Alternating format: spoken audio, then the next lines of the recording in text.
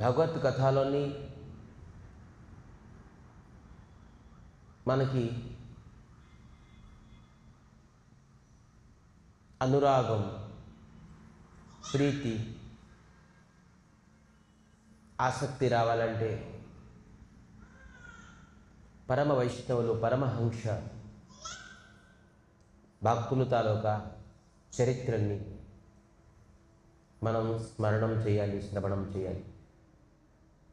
వ్యాసదేవులు అష్టోదశ పురాణాలను రచించారు. ఏ పురాణానికి ఆ తాలూకా దేవతల తాలూకా మహిమ అతి వివరిస్తూ అద్భుతంగా చెప్పున్నారు. కానీ శ్రీమద్ భాగవతం ఎందుకు శ్రేష్టమైంది?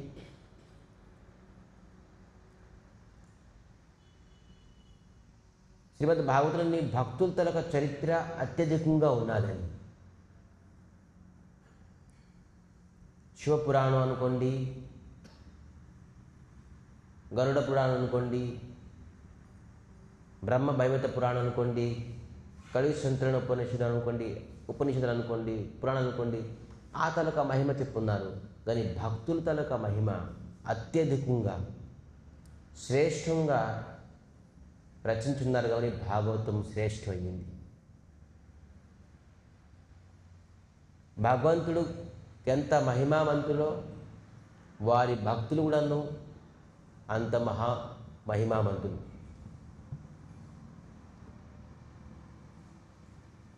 భగవంతుడి కన్నాను 2 గుణాలు అత్యధికంగా ఉండేది భక్తుల దగ్గరట. ఏంటి? భగవంతుడి కన్నాను 2 గుణాలలోని భక్తులు ఎక్కువగా ఉంటుందట. భగవంతుడికి ఎన్ని గుణాలు ఉన్నాయో అన్ని గుణాలు భక్తులకు ఉంటాయి. మరి అత్యధికంగా 2 గుణాలు భక్తులకి ఎక్కువగా ఉంటాయి. ఏంటి? 2 గుణాలు ఏం చెప్తున్నారంటే ఆచార్యులు, ఒకటి వాళ్ళకి క్రోధం రాదు అట భక్తులకి. ఎవరికైతే క్రోధం వస్తుందో వాళ్ళు భక్తులు కాదు. భగవంతుడి కన్నా కొంత క్రోధం ఎప్పుడప్పుడు వస్తుంటుంది, ఊరికినే నటిస్తుంటారు, అతనికి ఏం క్రోధం. కానీ కొంత విలక్షణమైన చరిత్ర అంటే భగవంతుడికి కూడా కొంత క్రోధం వచ్చింది. ఎప్పుడైతే సముద్రం రామచంద్రకి విడిచిపెట్టలేదు, పిలిచారు సముద్రుడికి, నేను ఈ సముద్రం దాటుతాను, దానికి ఏమైనా ఉపాయం చెప్పండి అని. 1 రోజు 2 రోజులు వెయిట్ చేశారు కానీ సముద్రం రాలే. ఎప్పుడైతే క్రోధంతో వానం తీశారో అప్పుడు సముద్రం పరిగెట్టి వచ్చారు, స్వామి మీరు నా పైన కోపం చెప్పండి ఏం చేయాలి.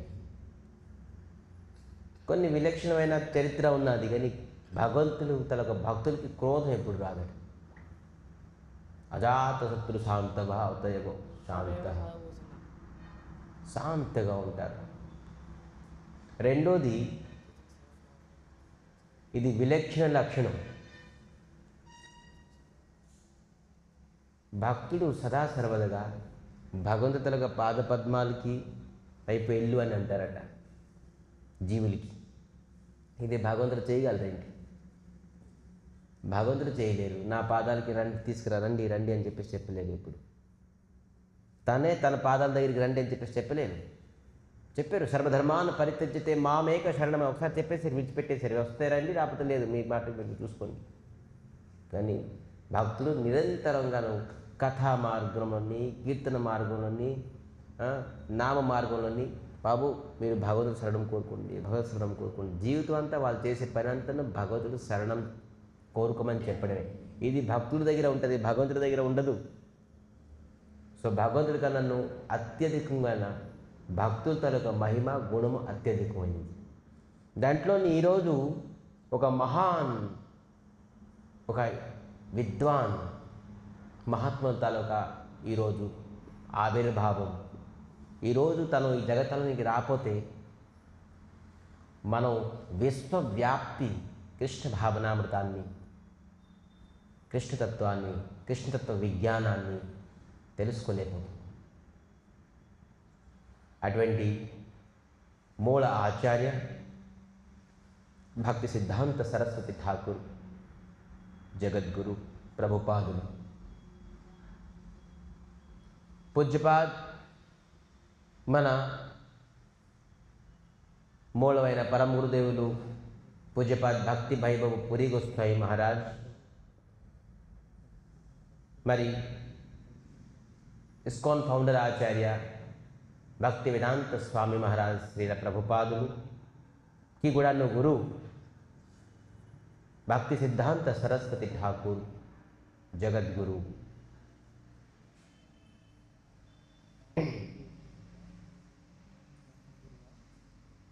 వారి తాలూకా ఈరోజు ప్రాకట్య దివసం, ఆవిర్భావమైన రోజు. చైతన్య శిక్ష, చైతన్య మహాప్రభుల యొక్క శిక్ష, షడగోస్వామి, 6 గోస్వాములు డైరెక్ట్ డిసైపుల్స్, జగన్నాథ్ దాస్ బాబాజీ మహారాజ్, బలదేవ్ విద్యాభూషణ్, వారికి ఈ శిక్ష చాలా అతి అద్భుతంగా కడాకడిగా పాటిస్తుండేరు. దాని తర్వాత ఇది సహజభావం అంటే సరళం అయిపోయింది. దీనికి గౌడియా ఫిలాసఫీ అంటే చాలామంది విరక్తి పుట్టడం, చాలామందికి ఒక రకమైన ఘృణ అంటే ఏంటి, ద్వేషం. చైతన్య మహాప్రభు ఫిలాసఫీకి ఒక ద్వేషము కలిగించినట్టుగా ఆ వాతావరణం చేసేసారు. అపసాంప్రదాయం మహాప్రభు ఫిలాసఫీకి కొద్దిగా కల్మషం చేసేసారు. అటువంటి సమయంలోని భక్తి సిద్ధాంత సరస్వతి ఠాకూర్ ప్రభుపాదులు, వాళ్ళ తరగ తండ్రి భక్తి వినోద్ ఠాకూర్, ఆ సమయంలోని బ్రిటిష్ శాసనంలోని మజిస్ట్రేట్ అంటే జాయింట్ కలెక్టర్ అంటాం మనం ఇప్పుడు, అసిస్టెంట్ కలెక్టర్ జాయింట్ కలెక్టర్ అంటాం. జాయింట్ కలెక్టర్ మజిస్ట్రేట్గా ఉండేవారు బ్రిటిష్ శాసనంలోని. అప్పుడు పూరిలో జగన్నాథ్ టెంపుల్ తాలూకా రక్షణలో ఇన్ఛార్జ్గా ఉండేవారు భక్తి వినోద్ ఠాకూర్. కానీ ఈ అపసాంప్రదాయం చైతన్య మహాప్రభుల ఫిలాసఫీని ఈ విధానంగా పాడు చేయడం భక్తి వినోద్ ఠాకూర్ చాలా బాధ అనిపించింది, కష్టం అనిపించింది. ఏం చేయాలి? ఇటుపక్క విదేశ శాసనంలోని వాళ్ళు ఉద్యోగం చేయాలి, ఇటుపక్క 13 మంది పిల్లలు సంసారం, ఇటు గ్రంథాలు రాయాలి, పద్యాలు రాయాలి, ఇటుపక్క 1,00,000 నామం 64 మాలలు చేసేవారు. నేను ప్రజలకి ఎలాగ మేలు చేయగలను అని జగన్నాథ స్వామి దగ్గరికి నిరంతరంగా వేడుకునేవాడు. స్వామి, నాకు ఇటువంటి ఒక వ్యక్తి, ఇటువంటి ఒక జీవుడు, తప్పితే నాకు ఇటువంటి ఒక సంతానం వేయండి, వారి వల్ల చైతన్య మహాప్రభుల యొక్క ఫిలాసఫీ నేను కరెక్ట్గా సిద్ధాంతాన్ని నేను ఈ జగతానికి ఇవ్వగలను అని ఎప్పుడూ భగవంతుడు జగన్నాథ స్వామికి అదే అడిగేవారట. ఒక మంచి వ్యక్తిని నాకు వేయండి, ఎవరు వల్ల ఈ ప్రపంచం వ్యాప్తంగా చైతన్య మహాప్రభుల యొక్క ఫిలాసఫీని, కృష్ణతత్వ విజ్ఞానాన్ని నేను ప్రతిపాదన చేయగలను. నిరంతరంగా అడిగేవారట జగన్నాథ స్వామికి. కానీ జగన్నాథ స్వామి మహా దయామయుడు. ఒకరికి మనం మేలు చేద్దాం, పరోపకారం చేద్దాం అని ఎప్పుడైతే మనకి భావన కలుగుతుందో భగవంతుడు ఖచ్చితంగానూ అది సఫలీకృతం అవుతుంది. మన గౌడియ, మన ఆచార్యులు, మన గురుగారులు ఇటువంటి మఠాలు కట్టేసి పరోపకారం చేయడానికి ఈ మఠాలు, మనకి మనం తిందాం, ఉందాం, భజన చేద్దాం గురించి కాదు, అంత పరోపకారం. సో భక్తి వినోద్ ఠాకూర్ ఈ విధానంగా అడగడంతో అతనికి ఒక సంతానం కలిగింది. ఆ సంతానంలో ఒక విలక్షణ లక్షణంతో కలిగి ఉన్నాడు. సంతానం ఎప్పుడైతే పుట్టారో అతను ఒక, చూసారా, నాభిలో ఒక ఏమొస్తుంది, ప్రేగు, ఆ పేగు ఈ విధానంగా చుట్టి ఉండేది అతని శరీరంలోని, జనువులాగా కనబడుతుండేది పుట్టినప్పుడే. మరి అతను శిరస్సు మీద ఒక తిలకంలాగా ఉండేది, ఒక స్టాంప్ అంటే తిలకంతో మరి జనువుతోని పుట్టినట్టుగా ఉండేది. ఎవరైనా పుట్టిన తర్వాత తిలకం పెడతారు, 7 సంవత్సరాల అయిన తర్వాత జనువు సంస్కారం చేస్తారు. కానీ పుట్టినప్పుడే అతను ఒక జనువు, పేగుకి జనువు చుట్టినట్టుగా మరి ఒక తిలకం ఉన్నట్టుగా పుట్టేది. ఎప్పుడైతే ఆ రూపాన్ని, ఆ బాల్యం చూసి భక్తి ఠాకూర్ అప్పుడే అనుకున్నారు, ఇతను ఒక విచిత్రమైన సంతానం, ఇతను మామూలు సంతానం కాదు. అప్పుడే అతను అనుకున్నారు, ఇతను విలక్షణమైన లక్షణాలు ఇతనితో కనబడుతున్నాయి, ఇతను జగతానికి ఖచ్చితంగా ఉపకారం చేస్తా అని అప్పుడే అనుకున్నారు. అందుకే అతని పేరు బిమల ప్రసాద్ అని పెట్టారు. బిమల ప్రసాద్ అంటే ఏంటి? జగన్నాథ స్వామి తనకు ప్రసాదాన్ని మొట్టమొదటిగా కోరుకున్నవారు బిమలాదేవి. బిమల అంటే ఏంటి? దేవి, అమ్మవారు. పార్వతి, దుర్గా అన్ని శక్తి స్వరూపుణి. ఈ బిమలాదేవి తపస్సు చేసుకొని జగన్నాథ స్వామి ప్రసాదం కావాలని చెప్పేసి తపస్సు చేసేది. అందుకే బిమల ప్రసాద్. బిమలాదేవి జగన్నాథ స్వామి ప్రసాదం తీసుకున్న తర్వాత ఈ ప్రసాదం అంతా బిమలాదేవి దగ్గరికి వెళ్తారు. బిమలాదేవి ప్రసాదం తీసుకున్న తర్వాత అది మన దగ్గరికి వస్తుంది. అందుకే మహాప్రసాదం అవుతుంది. అందుకే జగన్నాథ స్వామికి ఒక ఇటువంటి వ్యక్తి నాకు కావాలి, జగతానికి ఉపకారం చేయాలని చెప్పేసి అని అడగడంతో ఈ సంతానం పుట్టారు. కాబట్టి బిమల ప్రసాద్ అని ఈ నామకరణం చేశారు భక్తి వినోద్ ఠాకూర్.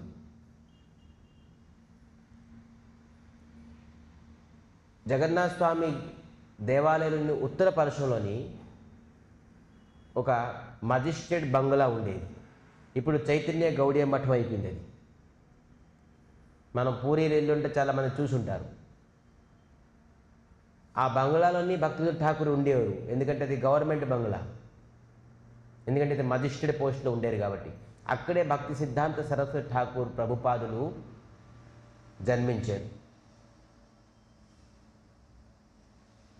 రథయాత్ర ప్రతి సంవత్సరం ఒకసారి జగన్నాథ స్వామి మూల విగ్రహం బయటకు వచ్చేసి గుండిచా మందిరం, ఆ గుడికి వెళ్తారు. 9 రోజులు ఉంటాయి, ఇది అందరికీ తెలుసు. రథయాత్ర జగన్నాథ స్వామి గుళ్ళించి బయటికి వచ్చే రథం ఈ బిమల ప్రసాద్. ఇప్పుడు చిన్న అబ్బాయి పుట్టారు, భక్తి సిద్ధాంత ప్రభుపాద్ తర్వాత పేరు అయ్యింది, ముందు బిమల ప్రసాద్. ఈ బిమల ప్రసాద్ ఇంటి ముందు, అంటే భక్తి ఠాకూర్ ఇంటి ముందు ఉండిపోయింది రథం. 1 రోజు 2 రోజులు అలా ఉండిపోయింది. ఏనుగులతోని, గుర్రాలతోని, మనుషులతోని ఎంత లాగినా కూడాను అది అసలు రథం కదలలే, ఒక్క ఇంచు కూడాను కదలలే. ఆ ఇంటి దగ్గర ఉండిపోయింది. 3 రోజులు అయిపోయింది, రథం అలాగే ఇంటి ముందు ఉన్నారు. చూడండి జగన్నాథ స్వామి లీలలు. 3 రోజుల నుంచి రథం ఉన్నదే. ఇక్కడ కూడా ఆనవాయితీ, ఒరిస్సాలోని ఒక ఆనవాయితీ ఏంటంటే పిల్లలందరికీ రథంకి వెళ్ళి పై తీసుకెళ్ళి స్వామికి స్పర్శిస్తారు. స్వామి పాదాలు లేకపోతే పువ్వు ఏదో ఒకటి ఇస్తారు. చిన్నపిల్లలకి ఎక్కిస్తారు రథం, ఇంకెవరికి ఎక్కించరు. అయితే 3 రోజులకి రథం ఎక్కి ఉన్నది.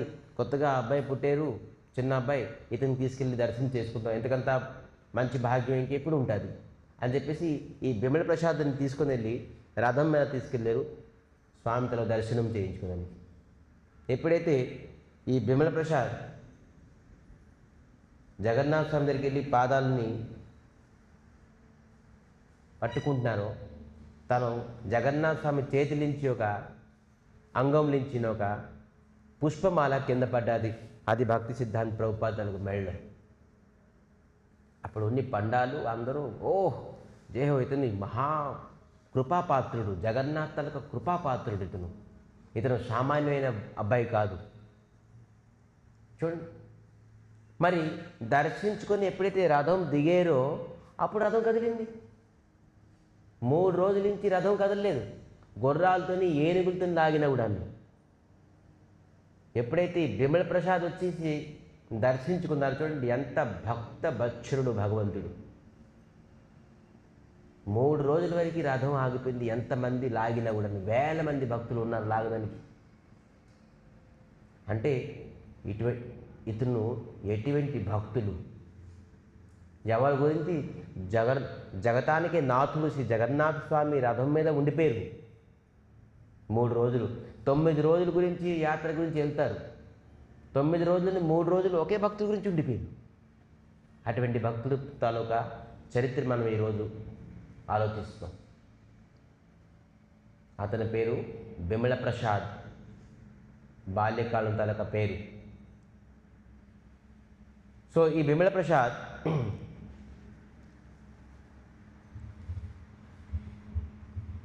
ఐదు సంవత్సరాలు వయసులోనే భగవద్గీత 700 శ్లోకాలు కంఠోపాఠం. మనం ఇంకా స్కూల్ జాయిన్ అవ్వలే 5 ఇయర్స్కి. 5 ఇయర్స్కి అడ్మిషన్ మనకు ఉంటుంది స్కూల్లోని. కానీ ఇతను 5 ఇయర్స్కి మొత్తం అంతా భగవద్గీత చదివేసేది. మనం పోస్ట్ గ్రాడ్యుయేషన్ అయిపోయింది కానీ భగవద్గీత చదవలే. పోస్ట్ గ్రాడ్యుయేషన్ వేసి బోల్డ్ ఏజ్ కూడా అయిపోయింది. 10 ఇయర్స్ జాబ్ ఎక్స్పీరియన్స్ కూడా ఉన్నది. అయినా కూడా భగవద్గీత రాలే. కేవలం 5 ఇయర్స్కి 700 శ్లోకాలు కంఠోపాతంతో మీనింగ్తో సహా తెలుసు. ఎటువంటి విద్వాన్ అతను పండితులు అవ్వదు. భగవద్గీతని తెలుసుకున్న వ్యక్తి కేవలం 5 సంవత్సరాలకి ఎంత మేధావి అతను అవ్వచ్చు. సో ఈ విధంగా భక్తి సిద్ధాంత సరస్వతి ఠాకూర్ 12 సంవత్సరాల వరకు వాళ్ళ తాలూకా చదువు కలకత్తా యూనివర్సిటీలోని. అప్పుడు విదేశీ తాలూకా యూనివర్సిటీ కాలేజ్ ఉండేది ఆ టైంలో. అశుతోష్ ముఖర్జీ ఇతను ఆ కాలేజ్లో ప్రిన్సిపల్. ఈ భక్తి సిద్ధాంత ప్రభుపాద్ విమల ప్రసాద్ తాలూకా క్వాలిటీస్ చూసి కాలేజ్లోని అప్పుడే హెచ్ఓడిగా మీరు జాయిన్ అవ్వండి. HOD, head of the department. మీ జ్ఞానం సామాన్యంగా లేదు. కేవలం గీతాయే కాదు, కాలేజ్లోని ఇతర జ్ఞానంలో కూడాను అతనికి చాలా ప్రాముఖ్యత ఉండేది. కేవలం జాయిన్ అవ్వగానే అతను చెప్పారు, మీరు మా కాలేజ్ కాదు కలకత్తా యూనివర్సిటీలోని మీరు హెచ్ఓడిగా మీరు అపాయింట్మెంట్ చేస్తున్నారండి అని. ఎవరు? అశుతోష్ ముఖర్జీ. అప్పుడు అతను కూడా విదేశీ అండర్లో ఉండి ఇచ్చారు పోస్ట్. ఎప్పుడైతే పోస్ట్ ఇచ్చారో ఇతను కాలేజ్ రిజైన్ చేసేసారు. భక్తి సిద్ధాంత ప్రభుపాద్, మీ పోస్టులు వద్దు, నాకు ఇది వద్దు.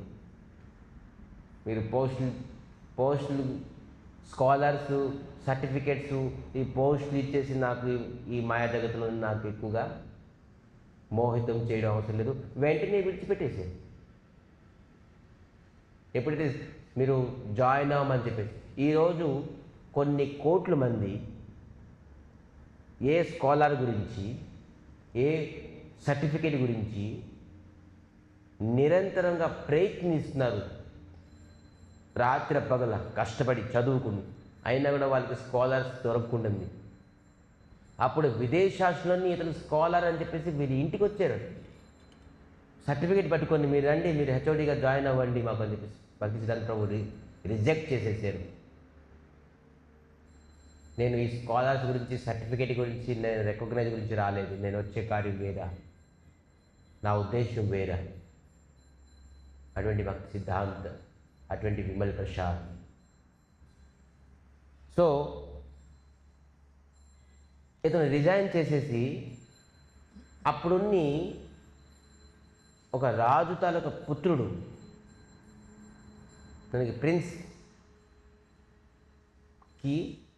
జ్ఞానం చెప్పేవారు, చదివించేవారట. కొన్ని రోజులు చదివించిన తర్వాత ఆధ్యాత్మిక జ్ఞానం కూడా ఇచ్చారు. ఆ ప్రిన్స్ కూడా ఏంటంటే, నేను ఇల్లుని త్యాగం చేస్తాను, రాజ్యాన్ని త్యాగం చేస్తాను, నాకు కూడా ఇవన్నీ ఇష్టపడి ఉండి నేను కృష్ణతత్వాన్ని వస్తాను అని చెప్పేసి అనడం మొదలుపెట్టారు ఆ ప్రిన్స్.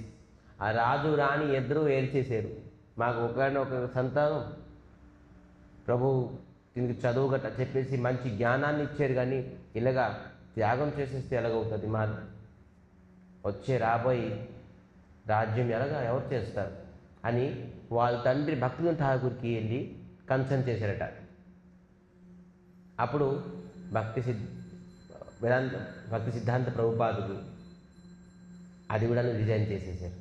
సరే నేను మీకు చదివించను, విడిచిపెట్టేసి ఆ పుత్రుడికి కూడా విడిచిపెట్టేసారు. కానీ రాజు ఏం చెప్పారంటే, నేను మీకు ఏదైతే శాలరీ ఇస్తుండేనో మీరు మా పుత్రుడు చదివించడానికి, నేను జీవితకాలం ఉన్నవరకు నేను ఖచ్చితంగా మీకు శాలరీ ఇస్తున్నాను, మీరు చదివించుకున్నప్పుడు ఎవడను నేను మీకు శాలరీ పంపిస్తాను అని అప్పుడు చెప్పారట.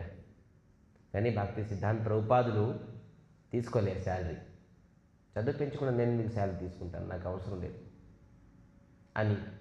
అటువంటి విమల్ ప్రసాద్ రాజపుత్రుడు కూడా చేంజ్ చేశారు కృష్ణతత్వ విజ్ఞానాన్ని. సో భక్తి సిద్ధాంత సరస్వతి ఠాకూర్ ప్రభుపాదులు 100 కోటి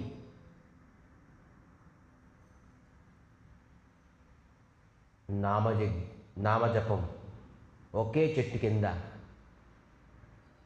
9 సంవత్సరాలు ఒకే పూట తిని ఒకే చోటు ఒకే చెట్టు దగ్గర 9 సంవత్సరాలు నిరంతరంగా జపం చేసే. చూడండి, ఇది సాధ్యమైనది కాదు. 100 కోట్లు అంటే తక్కువ కాదు. మనం చేసింది 16 మాలు చేస్తే 25 లక్షలు, 25,000. రోజుకి 192 మాల చేస్తే 1,00,000, వాళ్ళ రోజుకి 1,00,000, నెలకి 30 లక్షలు అవుతుంది, సంవత్సరానికి 36 లక్షలు.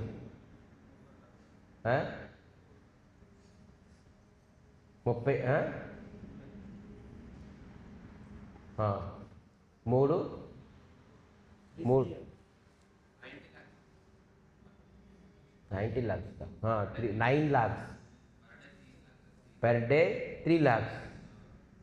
సో 30 డేస్కి 90 lakhs అంటే ఒక నెలకి 1 కోటి అయినా అవ్వదు. చూడండి, అలాగే ఎన్ని కోట్లు చేశారు? 100 కోట్లు. 100 కోట్లు చేసే 9 సంవత్సరాలు పడ్డదట అతనికి, ఒకే చోటును ఒకే చెట్టు కింద. మరి చెట్టుకి ఏ ప్రకారంగానూ కూడా గుడిసి లేదు, ఏమీ లేదు. వర్షం పడినప్పుడు గొడుగు పట్టుకుని నామం చేసేవాడు, హరే కృష్ణ హరే కృష్ణ కృష్ణ కృష్ణ. ఇంకా దానికి టిన్ వేద్దాం, లేదంటే ఏదో ఒకటి వేద్దాం, వర్షం పడుతుంది, ఏం లేదు, గొడుగు పట్టుకునేవాడు. ఈ టిన్లు వేసుకొని ఇవన్నీ ఆసక్తి కలుగుతుంది, ఏం లేదు, వర్షం వచ్చేటప్పుడు గొడుగు పెట్టుకొని హరే కృష్ణ కృష్ణ కృష్ణ హరే హరే రామ్ హరే రామ్ రామ్ రామ్ హరే. ఒక చెట్టు కింద. మరి తిండి ఎలా తినేవారు తెలుసా? ఆ 9 సంవత్సరాలు ఒకే పూట తినేవారు. అది కూడా చేతు తినేవారు కాదు, ఒకటేసారి వడ్డీని తీసుకున్నారు, చేతులు తిండి వెనకాల పెట్టేసి ఎంతైతే ముఖంతో తింటారో అంతే. చేతు తింటే అలాగా తినాలనిపిస్తుంది, ఇంకా ఎక్కువగా అని చెప్పేసి ఆసక్తి పుడుతుంది. తినడం వల్ల నిద్ర ఆలస్యత వస్తుంది, అనారోగ్యం వస్తుందని చెప్పేసి తిండి కూడా నువ్వు లిమిట్, కేవలం నోరుతోనే తినేసి ఎంతైతే వచ్చిందో అంత తినేసి తగ్గింది, విడిచిపెట్టేసి. ఇటువంటి మహాన్ విద్వాన్ 9 సంవత్సరాల తర్వాత ప్రచారాన్ని, కృష్ణతత్వాన్ని ప్రచారం చేద్దామని బయటికి వచ్చారు. ముందు ఆచరణం చేశారు. నేను నామం చేయడం వల్ల నేను ఏం పొందేను, ఏం తెలుసుకున్నాను, దాని తర్వాత ప్రచారానికి బయటకు వచ్చాను. సో విధానంగా మొట్టమొదటిగా మాయాపూర్లోని యోగపీఠ పక్కన గంధర్వికారి గౌడియ మఠాన్ని, దాని పేరే గంధర్వికారి గిరిధరి గౌడియ మఠాన్ని స్థాపించారు. మొట్టమొదటిగా స్థాపించు 64 మఠాల వరకు మన ఇండియా వైడ్గా 64 మఠాలు స్థాపించారు, ఒకటి ఒకటి ఒకటి పెంచుకొని. కానీ మొట్టమొదటిగా మాయాపూర్లోని గిరిధారి గౌడియ మఠ్, గంధర్వికారి గిరిధారి గౌడియ మఠ్ని స్థాపించారు. ఇప్పుడు మన మాయాపూర్ ఎవరైతే మాతో పాటు వచ్చారో వాళ్ళు చూసుంటారు. మొట్టమొదటిగా మఠం. ఆ మఠంలోని దీనికి నాట్య మండపం అంటారు, దానికి గర్భగుడి అంటారు, ఎలాగో దీనికి నాట్య మండపం అంటారు. కానీ ఆ నాట్య మండపం తాలూకు పేరు ఏంటి తెలుసా?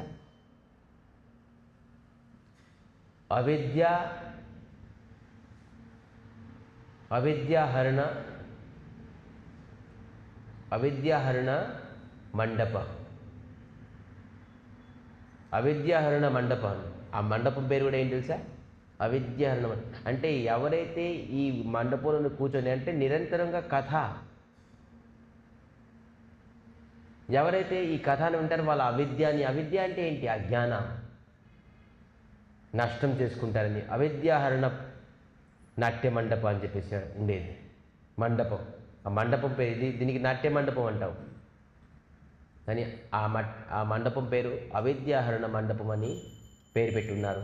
ఇటువంటి మరి ఆ సమయంలోని ప్రింటింగ్ ప్రెస్ని స్థాపించి అనేక ఆధ్యాత్మిక గ్రంథాలు, డైలీ మ్యాగజైన్, మంత్లీ మ్యాగజైన్స్, మరి గ్రంథాలు వేదం నుంచి, ఉపనిషత్తు నుంచి, పురాణం నుంచి, శాస్త్రం నుంచి మనుషులకి బోధమైనట్టుగాను రాసి ప్రింటింగ్ చేసేసేవాడు, అందరికీ ఇచ్చేవాడు.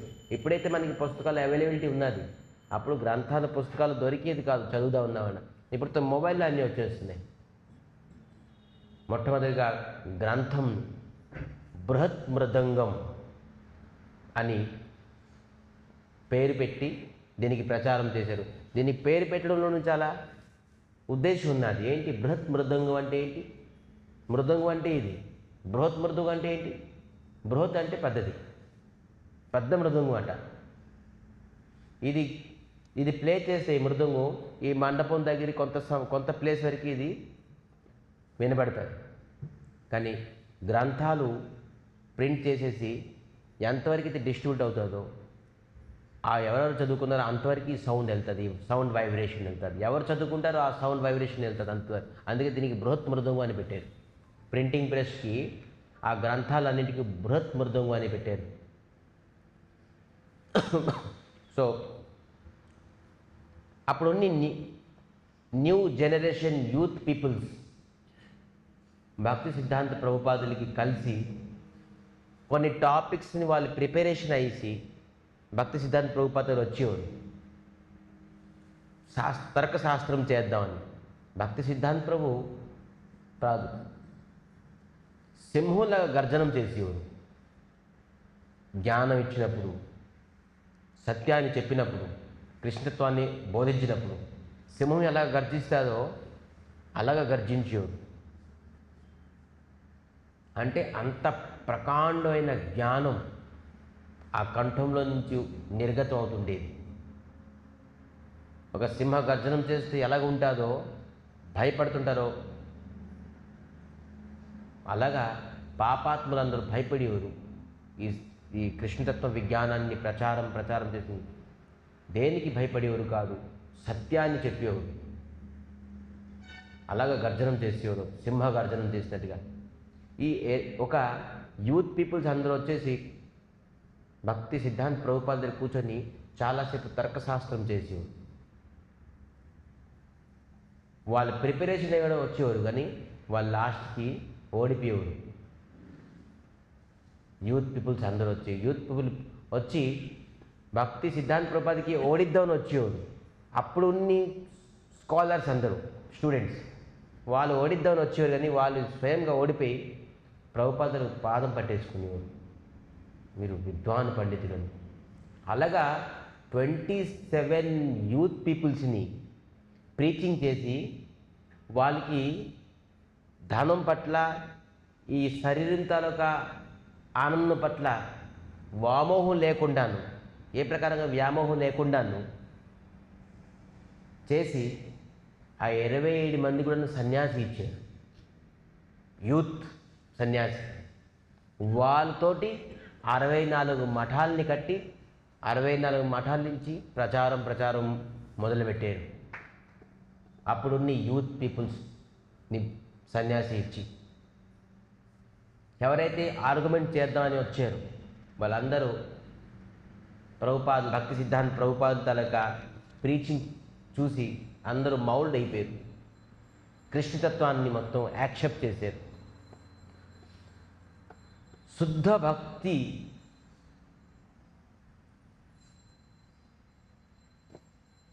వాడు చూడండి, శుద్ధ భక్తి అంటే ప్యూర్ భక్తి. శుద్ధం అంటే ఏంటి? దీంట్లో ఏ ప్రకారం విశుద్ధం అనేది లేదు. మనం ఏంటి ఎన్ని క్యారెక్టర్ గోల్డ్ అది 24 క్యారెక్టర్ గోల్డ్ అంటే దీంట్లో ఏ ప్రకారంగా రామి ఉండదు. రామి అంటే అర్థమవుతుందా? కల్తీ ఉండదు. సో అందుకే శుద్ధ భక్తి దారాన్ని ప్రచారం చేద్దామని కేవలం భారతం కాదు, అప్పుడు మనకి ఇంకా ఆజాద్ రాలేదు, స్వతంత్రత రాలేదు, మనం ఇంకా బ్రిటిష్ శాసనంలో ఉన్నాం. కేవలం ఈ శుద్ధ భక్తి ప్రచారము కేవలం మన దేశంలో కాదు, ఈ సముద్రం దాటి విదేశాలు కూడా వెళ్ళాలి అని ఫస్ట్ కాన్సెప్ట్ భక్తి సిద్ధాంత సరస్వతి ఠాకూర్ ప్రభుపాదులు.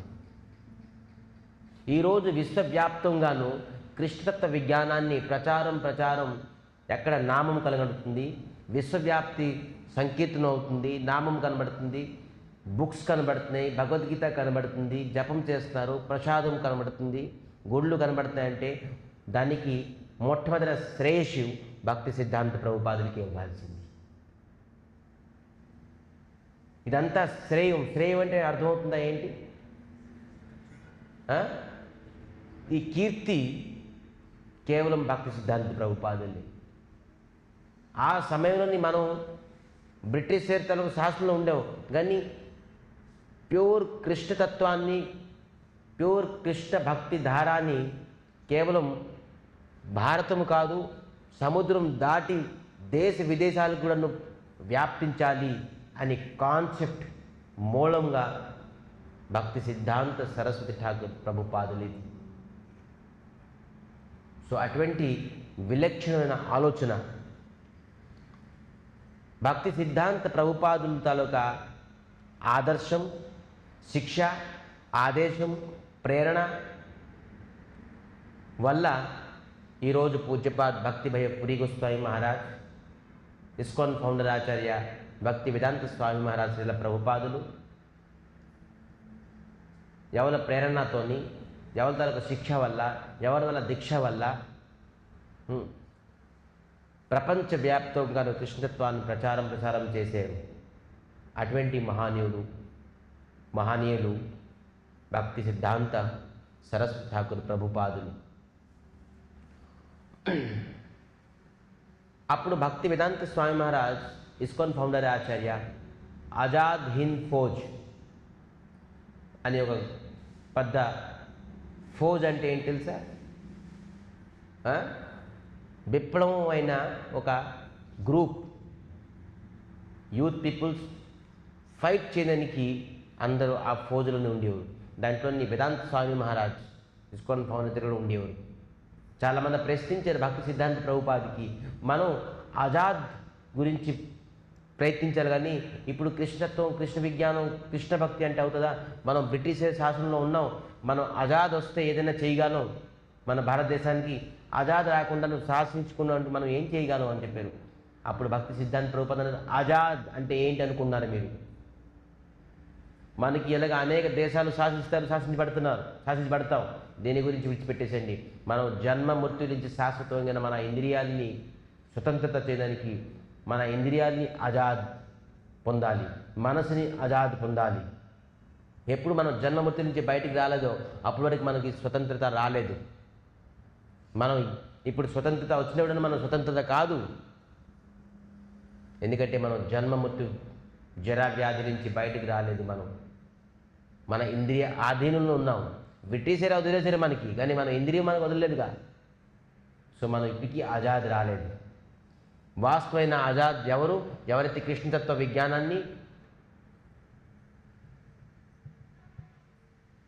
యాక్సెప్ట్ చేస్తారో, అటువంటి వ్యక్తికి ఆజాద్, స్వతంత్రత కలుగుతుంది అని భక్తి సిద్ధాంత ప్రభుపాద దానికి ఖండనం చేశారు.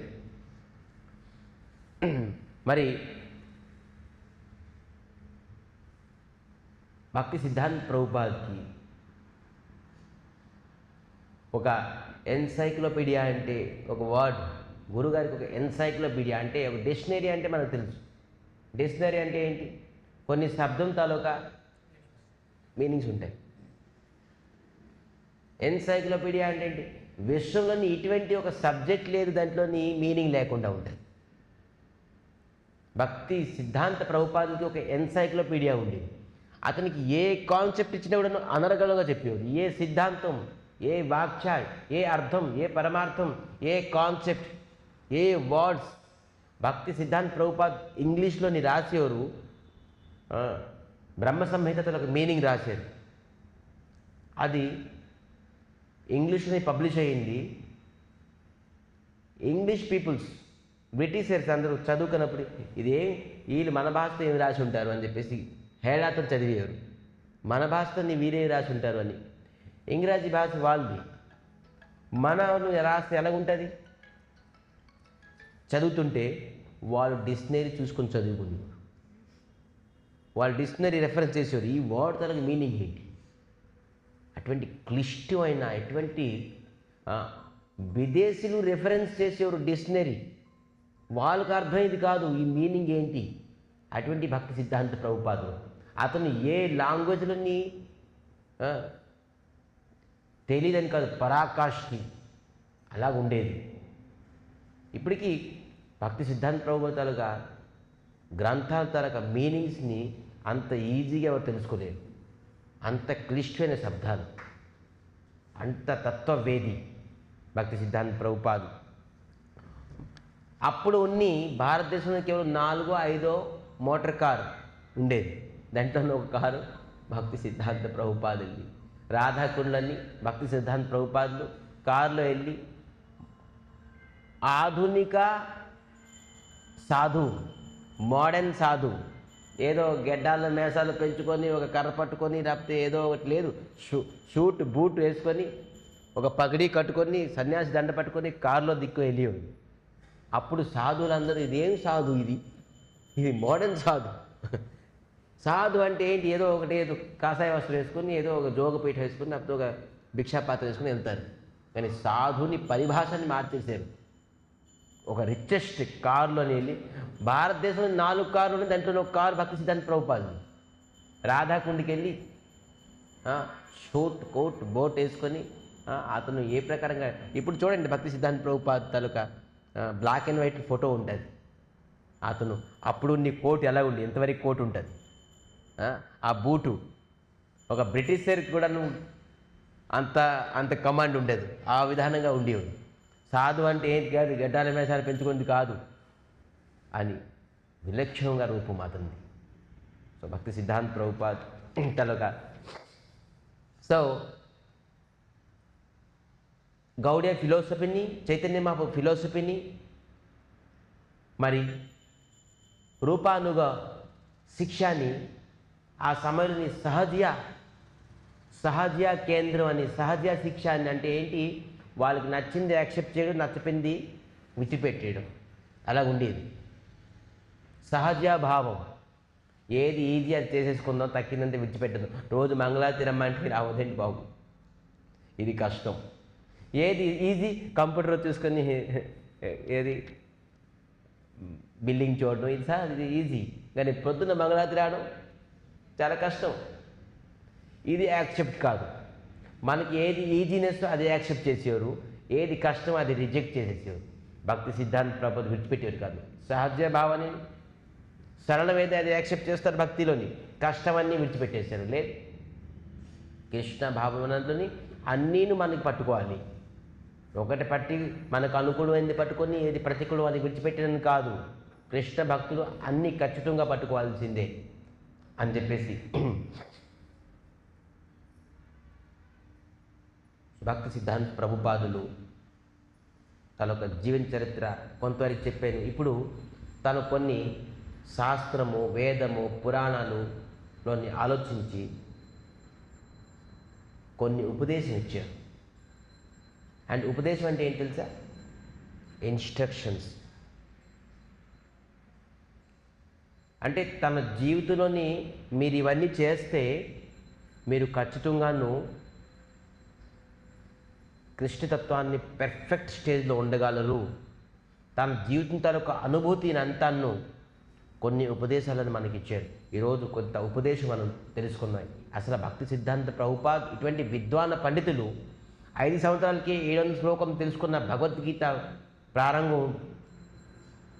ప్రారంభంగా ఉన్న వ్యక్తి మరి 12 సంవత్సరాలకే కోల్కతా యూనివర్సిటీని హెచ్ఓడిగా వచ్చే వ్యక్తి మరి సూర్య సిద్ధాంతాలకు మొట్టమొదటిగా ప్రతిష్ఠిత ఫౌండర్.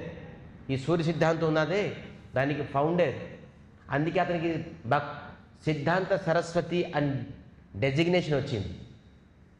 భక్తి అనేది సన్యాసి అయిన తర్వాత వచ్చింది, కానీ సిద్ధాంత సరస్వతి అనే డెసిగ్నేషన్ ఈ సూర్య సిద్ధాంతాన్ని మొట్టమొదటిగా అతనే కనిపెట్టారు.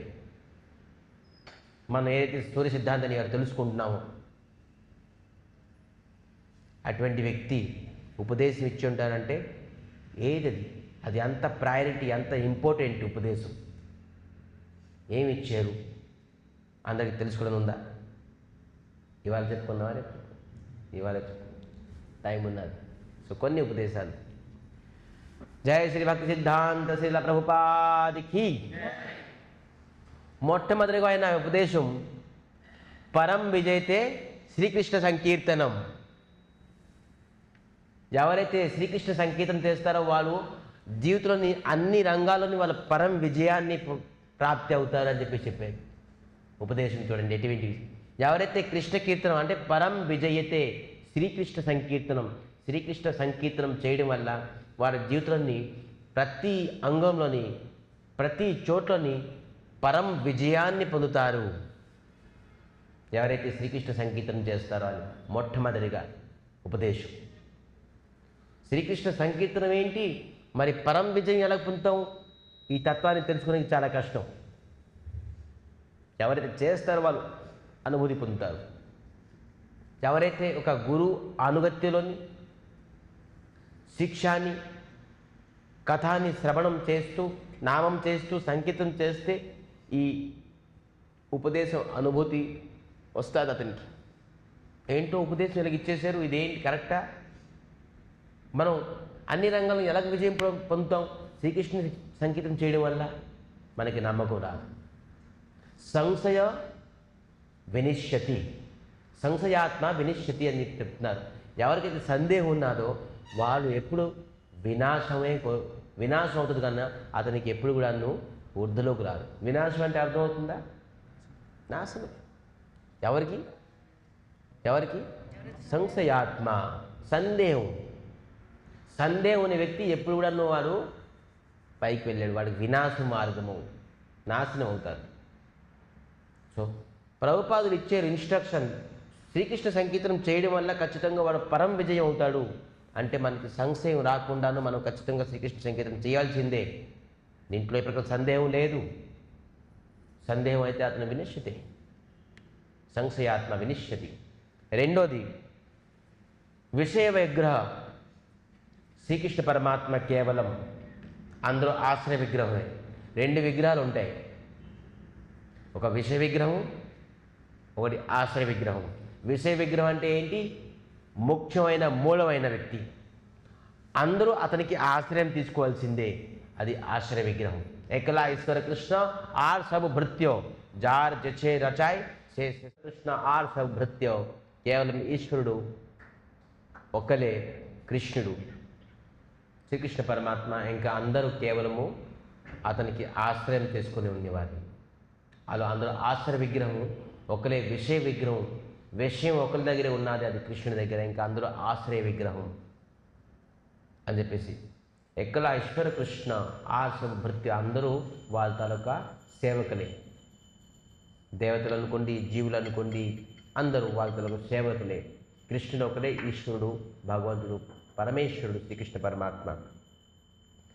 ఎవరైతే కృష్ణ భజనం, మూడోది కృష్ణ భజనం చేయకుండా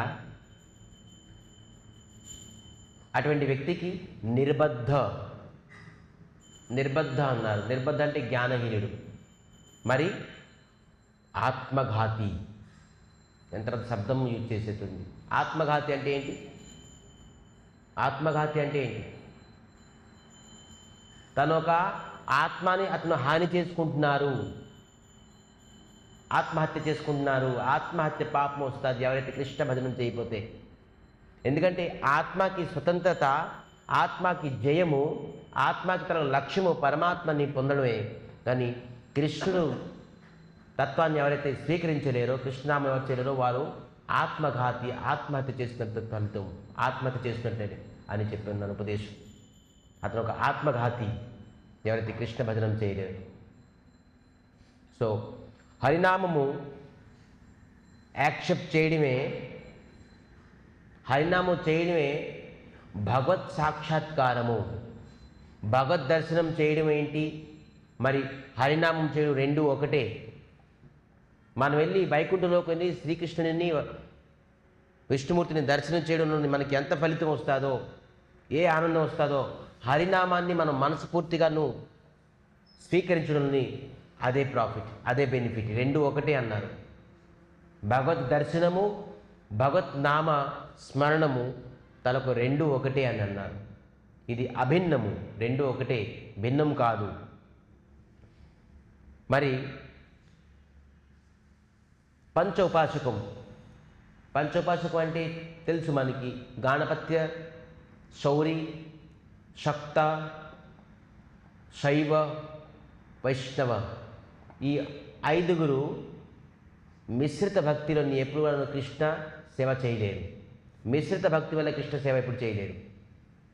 కేవలం కృష్ణ భక్తులే కేవలం కృష్ణ భక్తి చేయగలరు, కృష్ణ సేవించగలరు, అందరూ సేవించలేరు అని చెప్పేసి చెప్తున్నారు. మిశ్రిత భక్తి ఉండకూడదు, కర్మ మిశ్రిత భక్తి ఇటువంటి మిశ్రిత భక్తి ఉండకూడదు, జ్ఞాన మిశ్రిత భక్తి ఇటువంటివి ఉండకూడదు.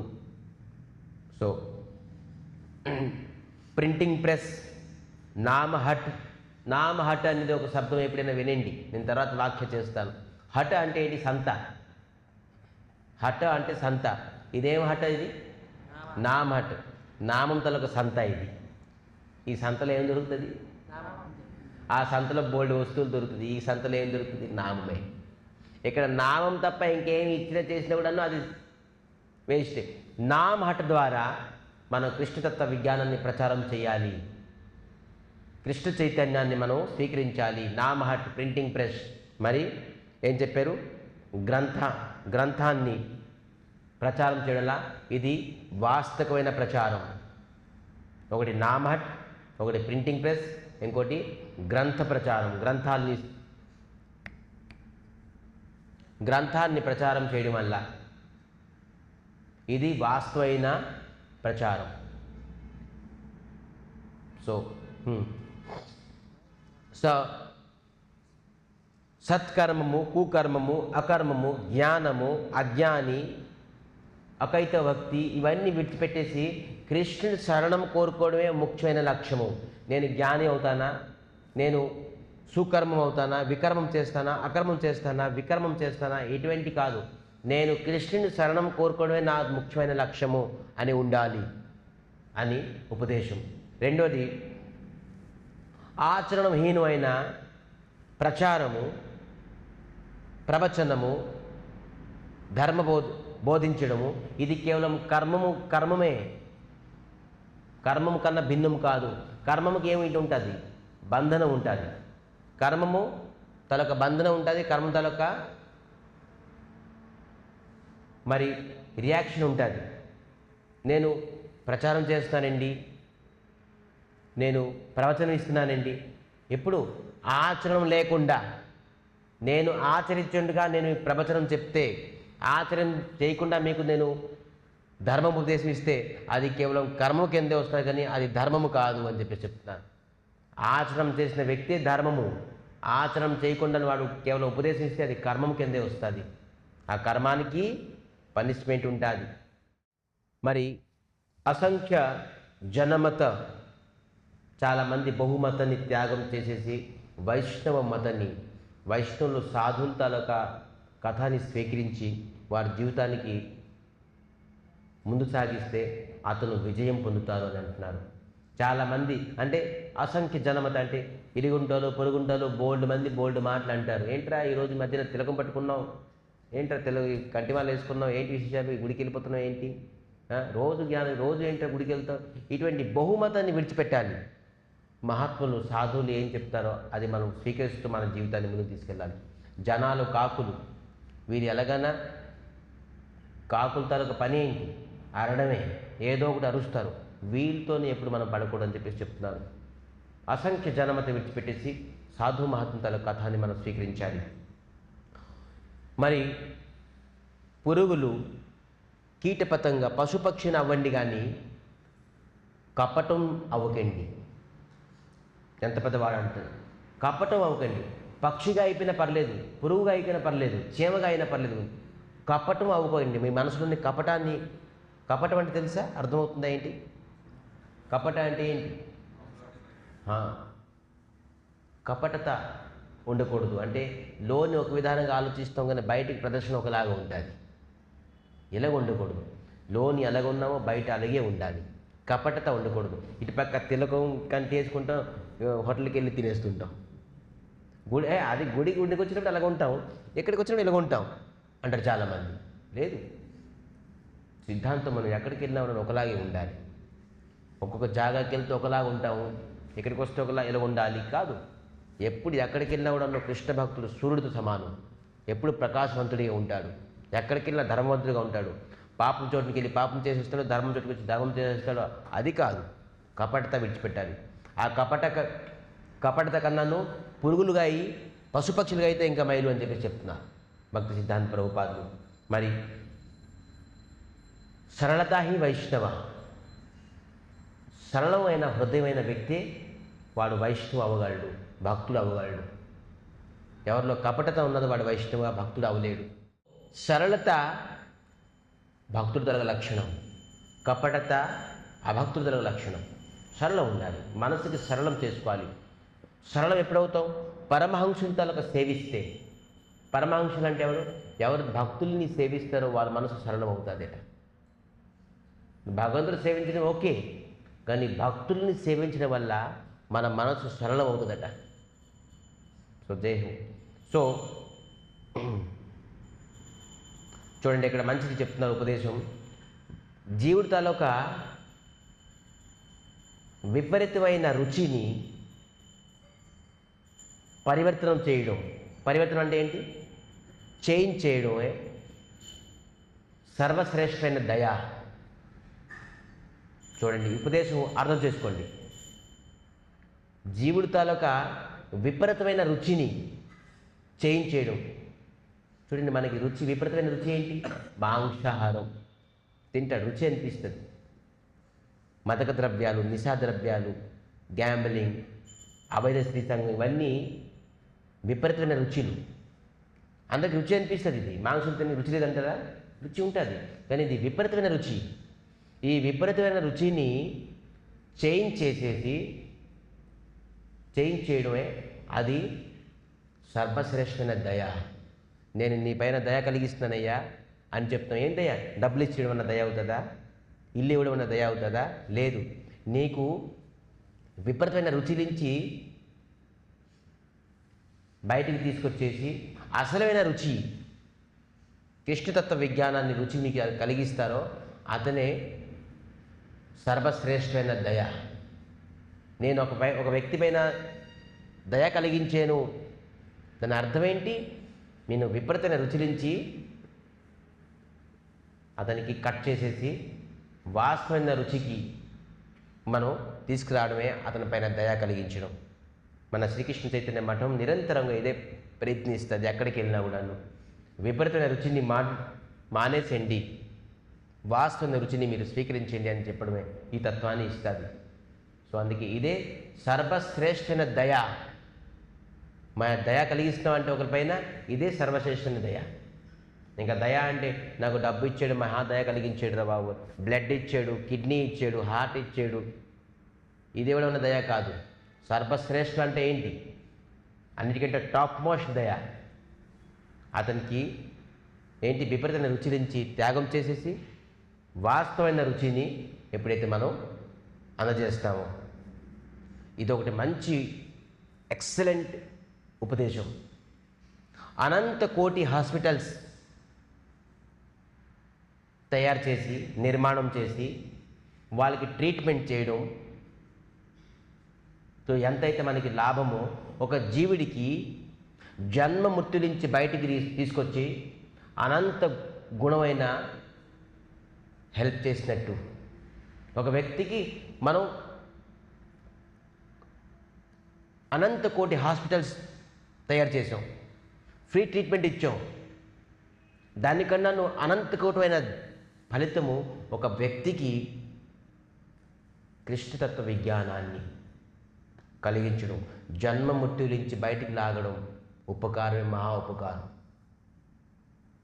హాస్పిటల్ కట్టిన కన్నాను ఒక వ్యక్తికి కృష్ణతత్వ విజ్ఞానం ఇచ్చి జన్మ మృత్యు నుంచి బయటికి రావడం ఉపకారమైన, వాస్తవమైన ఉపకారం అని అంటున్నారు.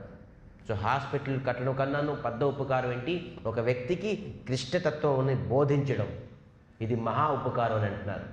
జయ శ్రీ భక్తి సిద్ధాంత ప్రభుపాదులకి. అందుకే ఉఠోరే ఉఠోరే భాయ్ ఆర్త సమయ నాయ్ కృష్ణ భజన కరివారే ఆశ్చర్య సంసారే.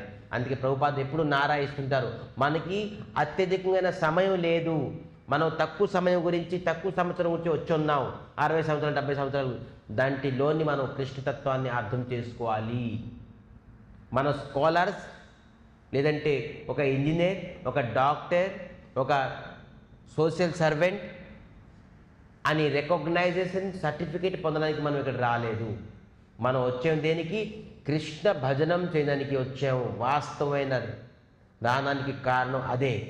అది తెలుసుకుని కృష్ణ భజనం చేయండి అని చెప్పి చెప్తారు. ఇప్పుడు లెగండి, ఎవరైతే కృష్ణ భజనం చేయకుండాను స్కాలర్స్, ఇంజనీర్, డాక్టర్, ప్రాపర్టీస్ మీద ప్రాపర్టీస్ ఇంకా ఏం చేసినా కూడాను వాళ్ళు పడుకోనే అవస్థలోనే ఉన్నారు, నిద్రించుతున్నారు. అందుకే ఉఠోరే బాయ్, ఉఠోరే బాయ్, లేగండి ఇప్పుడు. అతను ఎన్ని ప్రాపర్టీస్ మీద ప్రాపర్టీస్, బిజినెస్, అతను 24 గంటలని 22 గంటలు కష్టపడుతున్నారు ధనం గురించి, దేని గురించి అనుకోండి. అతను పడుకోనుతో సమానం. కృష్ణ భజనం చేసే వ్యక్తి లెగిసి ఉన్నారు, జాగృతిలో ఉన్నారు, మేలుకులో ఉన్నారు, మేలుకించి ఉన్నారు. లేదంటే పడుకోనుతో సమానమే. సో మనం ఎన్ని పనులు చేసినా పడుకోనుతో సమానమే. కృష్ణ భజనం చేయడమే ఆ వ్యక్తి మేలుకొంతో సమానం. పడుకుంటే ఏం చేస్తాడు ఒక వ్యక్తి? Zero. No loss, no profit. లాసే, పడుకుంటే లాసే, ప్రాఫిట్ ఏముండదు. అలాగే మనం ఏం పని చేసినా ప్రాఫిట్ లేదు. ఒకటే ప్రాఫిట్ ఏంటి? కృష్ణతత్వ విజ్ఞానాన్ని యాక్సెప్ట్ చేయడమే ప్రాఫిట్. సో మనది ప్రాయేణ అల్పాయస్య బలే అస్మిజుగో జన. మనం మంద సుమంద భాగ్య మంద భాగ్య ఉపర్తత. మనం కలియుగం చాలా అల్ప వయసు గురించి వచ్చి ఉన్నాం. ఆ అల్ప వయసులోని మనం కృష్ణతత్వాన్ని యాక్సెప్ట్ చేయడమే బుద్ధిమంతుడైన తలక లక్షణం. శ్రీమన్ చైతన్య మహాప్రభు తలక మనోభిష్టం రూపాన్నిగా గురు ఈ సడగోస్వామి తలక పాదాన్ని అనుసరణం చేయడమే మన శ్రేష్ఠ లక్ష్యం. ఎందుకంటే రూపానుగా శిక్ష. రూపానుగా అంటే ఏంటి? రూప గోస్వామి, 6 గోస్వామి చెప్పానుగా, చైతన్య మహాప్రభు డైరెక్ట్ ఫిలాసఫీ. ఈ 6 గోస్వామి తలక శిక్ష, ఇన్స్ట్రక్షన్ని పాద అనుసరణం చేయడం మనం తలక కర్తవ్యము. వాళ్ళ తలక అనుసరణం చేయకపోతే మనం ఎప్పుడు కూడాను మన గమ్యాన్ని పొందలేము అని చెప్తున్నారు. మళ్ళీ ఇటువంటి అద్భుతమైన శిక్ష చెప్తున్నారు చూడండి. మనం నిరపేక్ష భాష సత్యం చెప్తే ఎవరికో బాధ కలుగుతుంది, అప్రీతికరంగా ఉంటుంది అని మీరు సత్యాన్ని బోధించకుండా ఉండకూడదు. సత్యాన్ని బోధించకుండా ఉండకూడదు. మీరు సత్యమే బోధించాలి. ఆడికి అప్రీతికరం అవ్వచ్చు, అతనికి కష్టం అవ్వచ్చు, అతనికి నష్టం అవ్వచ్చు, అతనికి మధురంగా ఉండకపోవచ్చు. అతనికి మధురంగా ఉండాలని, అతనికి కష్టం అవ్వకూడదని నేను అసత్యాన్ని పలకకూడదు, సత్యాన్నే పలకాలి. ఏది గ్రంథంలో రాసుకున్నదో, ఏది వాస్తవమైన సత్యమో ఆ సత్యం అతనికి అరుచి అవ్వచ్చు, అతనికి అప్రీతికరం అవ్వచ్చు. అతని ప్రీతి గురించి, అతనికి ఇష్టం గురించి నేను సత్యాన్ని దాచకూడదు. సత్యం ఏంటి? కృష్ణతత్వమే సత్యం, ఇంకంతా అసత్యం. అందుకే కృష్ణతత్వాన్ని ఎక్కడికి వెళ్ళిన బోధించాలి. దీని గురించి కృష్ణుడే శ్రేష్టం అని చెప్పేసి ఎక్కడికైనా చెప్పచ్చు, ఎక్కడైనా చెప్పాలి. అతనికి బాధ కలుగుతుందని చెప్పేసి నేను కృష్ణుని సత్యాన్ని చెప్పేసి నేను విడిచిపెట్టకూడదు. ఒకవేళ అటువంటి చేస్తే నువ్వు అసత్యాన్ని స్వీకరించినట్టు అని అంటున్నారు. కృష్ణుని గురించి బోధించకుండాను మీరు ఏది బోధించినా ఒక వ్యక్తి గురించి, ప్రీతి గురించి, ఇష్టం గురించి, వాళ్ళ మనసును లాగడానికి మీరు అసత్యాన్ని బోధించినట్టే. అందుకే మీరు నిరంతరంగా సత్యాన్ని బోధించండి అంటున్నారు. సో కీర్తన మాధ్యముగా మనం శ్రవణం చేయగలం, అంటే వినగలం. శ్రవణ మాధ్యమున మనం స్మరణం చేయగలం. అందుకే కీర్తనం నిరంతరంగా చేయండి అని అంటున్నారు. మరి కృష్ణ నామ ఉచ్చారణమే హరే కృష్ణ కృష్ణ కృష్ణ హరే హరే, హరే రామ రామ రామ హరే హరే శ్రేష్ఠ భక్తి. ఈ నామ ఉచ్చారణ కన్నాను శ్రేష్టమైన భక్తి ఈ జగత్తులోని, శాస్త్రంలోని, వేదంలో రాయలేదు. ఎవరైతే ఈ కృష్ణనామ స్మరణం చేస్తున్నారో అటువంటి వ్యక్తి శ్రేష్టమైన భక్తిని చేస్తున్నారు. ఈ నామ ఉచ్చారణమే భక్తి. భక్తి అంటే ఇంకేం కాదు. మరి నామోచ్చరణ చేయకుండా ఇంక ఇతర వస్తువులను చేస్తున్నాము, నామోచ్చరణ చేయకుండా అది భక్తి కాదు. మనం ఈరోజు కథ వింటున్నాం, ప్రదక్షిణం చేస్తున్నాం, పూలు మాల చేస్తున్నాం. ఏ చేసినా కూడా దేని గురించి? నామం పైన రుచి రావడానికి, కథా పైన రుచి రావడానికి. ధర్మ సునిష్ఠ పుంస విశ్వక్సేర కథాసుయో నో ఉత్పాదయత్ రతియతి శ్రమేవ హి కేవలం. మనం భగవత్ కథా పైన రుచి మనకి రాలేదు. మనం చేసిన ధర్మము, మనం చేసిన పుణ్యము, తీర్థయాత్రలు అన్నీ కేవలం శ్రమమే. శ్రమ అంటే ఏంటి తెలుసా? శ్రమ అంటే తెలుసా? శ్రమ హేవహి కేవలం. ఊరికి గొడ్డులా కష్టపడ్డాం కానీ ఏమీ లాభం లేదు. దాని అర్థం అది.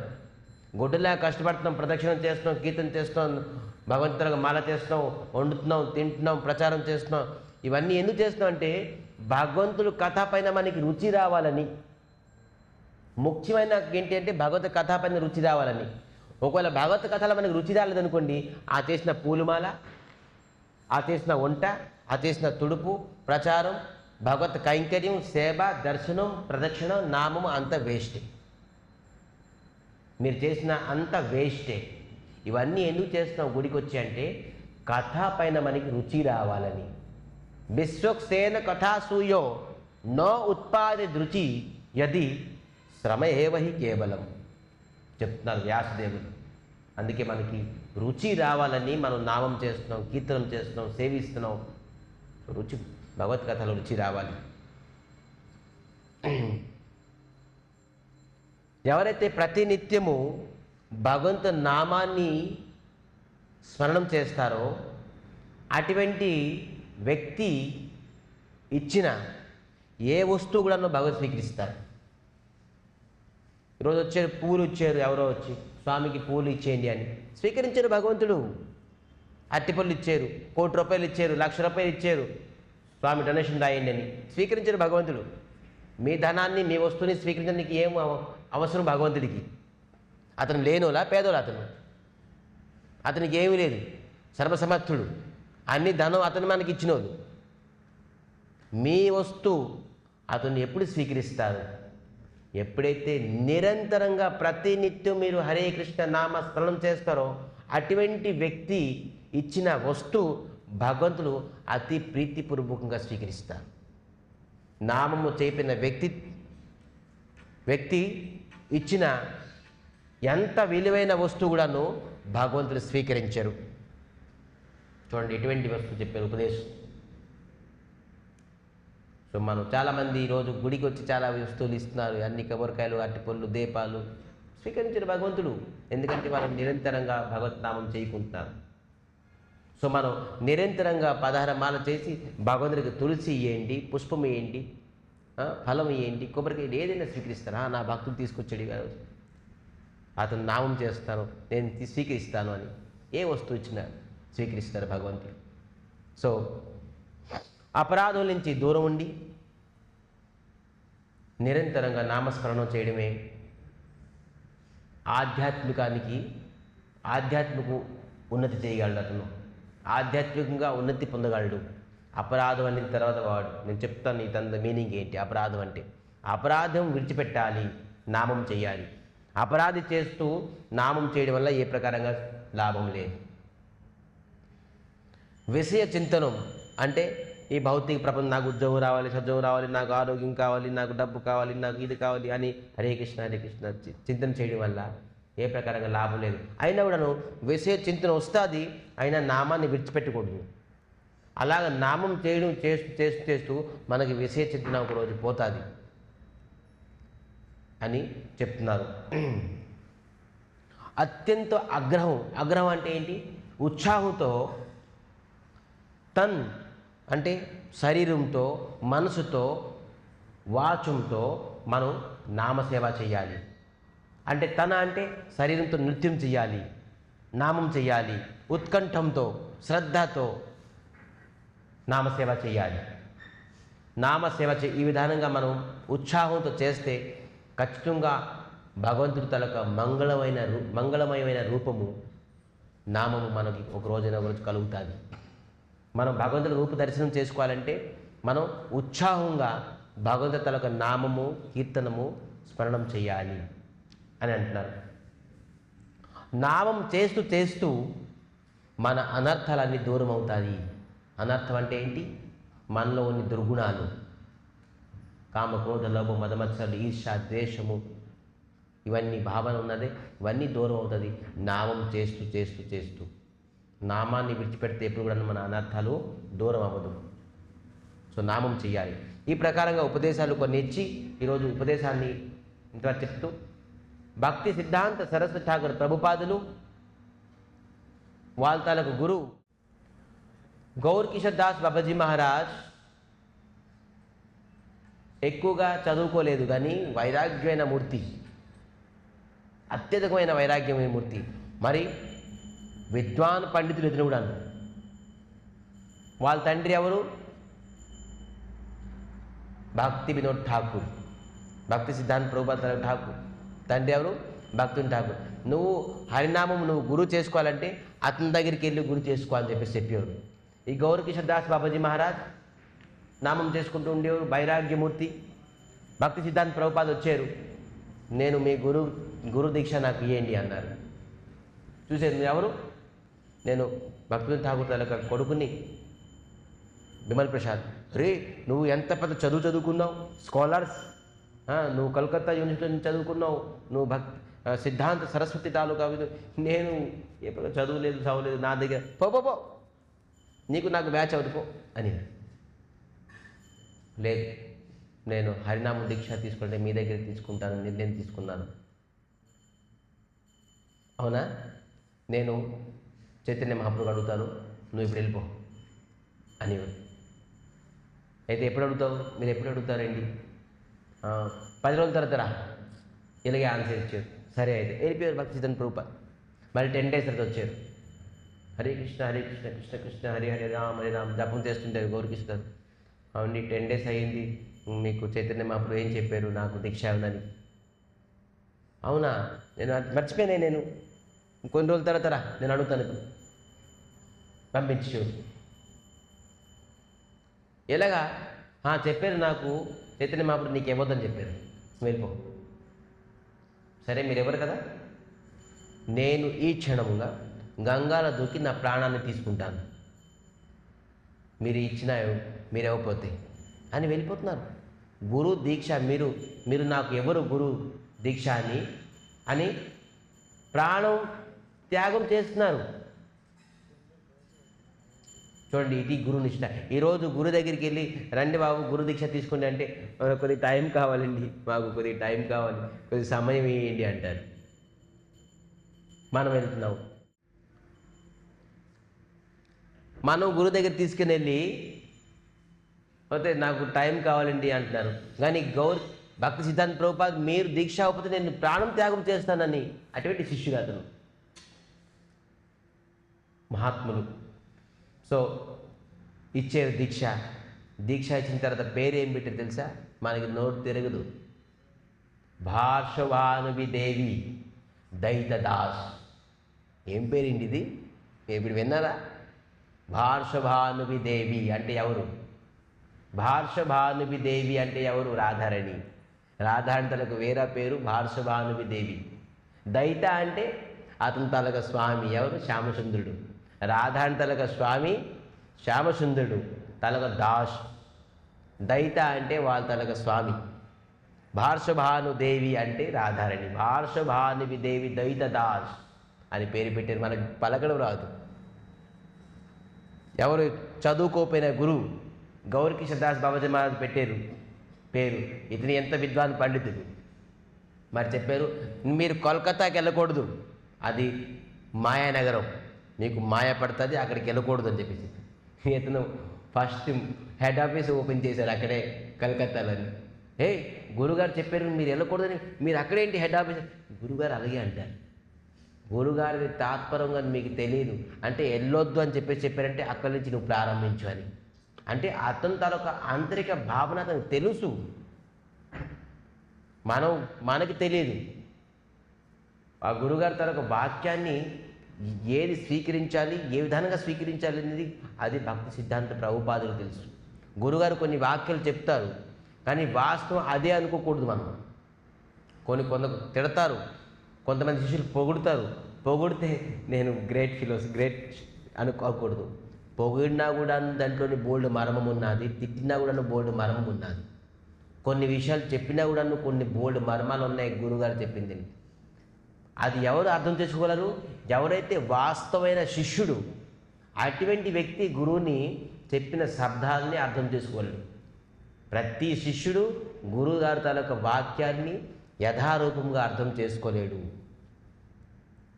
భక్తి సిద్ధాంత సరస్వతి ఠాకూర్ ప్రభుపాదులు గౌరకిషోర్ దాస్ బాబాజీ మహారాజ్ తాలూకా మనోభావాలను తెలుసుకోగలరు, మనం తెలుసుకోలేము. సో విధానంగాను భక్తి సిద్ధాంత ప్రభుపాదికి ఆ సమయంలోని బంక్సిదాస్ మహారాజ్ అని ఒక మహారాజు ఉండేవారు. మహా విద్వాన్ పండితులు, వైరాగ్యమూర్తి. ఈ భక్తి సిద్ధాంత ప్రభుపాది చూస్తే గోపి అని పిలిచేవారు. తెలుసు ఇతను ఎవరు తెలుసా? భక్తి సిద్ధాంత ప్రభుపాదులు వాస్తవంగా రాధాకృష్ణ తాలూకా గోలోకంలోని అనేక వీళ్ళ లీలాలకి సహాయం చేయడానికి కొన్ని మంజరి అంటే ఏంటి తెలుసా? గోపికలు. ఆ మంజరిలోని భక్తి సిద్ధాంత ప్రభుపాద్ నయనమణి మంజరి, తన పేరు నయనమంజరి. ఆ నయనమంజరియే మనకి భక్తి సిద్ధాంత ప్రభుపాదుల రూపంగా వచ్చి మనకి భక్తి రాధాకృష్ణుని మీరు ఎలాగ పొందాలి, ఒక గోపియే రాధాకృష్ణ తలకు నిత్య సేవకులే ఈ భూమనడికి వచ్చి భక్తి సిద్ధాంత ప్రభుపాదుగా మనకి ఈ ఉపదేశం, ఈ శిక్ష అన్నీ ఇచ్చున్నారు. అటువంటి భక్తి సిద్ధాంత ప్రభుపాద తలకు ఆవిర్భావం ప్రాకట్య రోజుని అతని తలకు గుణగణాలను మనం కీర్తించినందుకు, మనకి అవకాశం ఇచ్చినందుకు భక్తి సిద్ధాంత ప్రభుపాదులకి, గురు వైష్ణవులకి, ఆచార్యులకి, శ్రీ చైతన్య మఠ గోసేవ ఆశ్రమానికి ఎంతో ధన్యవాదాలు తెలుస్తూ, ఈరోజు మన శరీరము, మన సమయము, మన వాక్యాలు కూడా పవిత్రమైంది. ఇటువంటి పవిత్రమైన మహాత్ముల తాలూకా చరిత్రని ఈ నోరు నుంచి మనం కీర్తన చేసాం కాబట్టి ఈ సమయము, ఈ వాక్యాలు పవిత్రమయ్యింది. సో ఇటువంటి పవిత్రమైన వాక్యాన్ని, పవిత్రమైన సమయాన్ని నా పూజ్యులు శ్రీకృష్ణ చైతన్య మఠ గోసేవ ఆశ్రమం సంస్థాపక ఆచార్య మధ్య గురుదేవ్ తాలూకా పాదపద్మను సమర్పిస్తూ ఈరోజు కథాకి విరామం చేస్తూ, అందరూ ఇక్కడ వచ్చిన వ్యక్తులందరికీ ఈరోజు ప్రసాదం ఉన్నది, అందరూ ప్రసాదం హాల్కి వెళ్ళి ప్రసాదం తీసుకోవాలని కోరుకుంటూ, ఈరోజు భక్తి సిద్ధాంత ప్రభుపాద తాలూకా ప్రసాదం. సో విమల ప్రసాద్ తాలూకా ప్రసాదం ఈరోజు మనం లభిస్తుంది. అందరూ ప్రసాదం తీసుకొని హరిభక్తిని పొందాలని కోరుకుంటూ ఈరోజు కథాన్ని విరామం చేస్తున్నాం. పంచాకల్పతరుభ్యశ్చ కృపాసింధుభ్యేవ చ పతితానం పావనేభ్యో వైష్ణవ్యో నమో నమః.